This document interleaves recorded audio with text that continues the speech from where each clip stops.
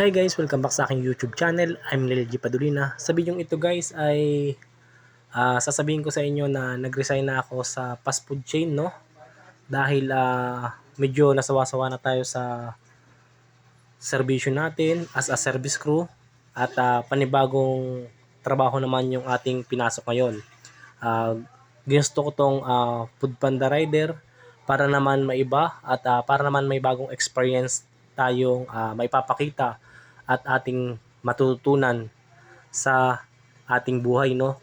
Kaya samahan niyo ako guys sa aking pagiging motovlogger dahil lahat ng mga detalye at aking nalalaman dito sa pag panda rider ay i-share ko sa inyo. Kaya wag niyo sana akong kakalimutan at patuloy niyo akong suportahan as a vlogger, no? At maraming salamat sa mga patuloy na sumusuporta sa akin. Ayan. At sa mga old videos ko as a service crew, ayan, sa mga baguhan na gusto mag-apply, may mga mapapanood po kayo dyan sa mga old videos ko na inyong matututunan sa pagiging service crew. At kung may mga katanungan naman po kayo ay pwede ko rin yan sagutin. Mag-comment lang po kayo sa baba dahil lagi naman po akong active dito sa ating YouTube, no? At maraming salamat sa lahat na sumusuporta sa akin. At asahan nyo guys na marami pa akong gagawing mga video na i-share sa inyo.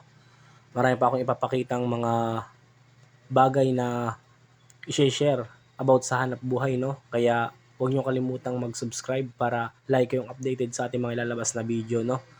At i-share ko din sa inyo guys kung magkano nga ba ang kita dito sa Food Panda kapag kayo ay part-time lamang, no? At kung magkano naman ang kita kapag full-time.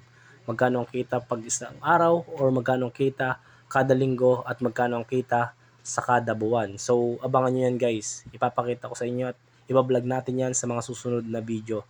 Kaya dyan lang kayo palagi. At maraming salamat. So hanggang dito lang tayo. Thank you for watching guys. Bye bye.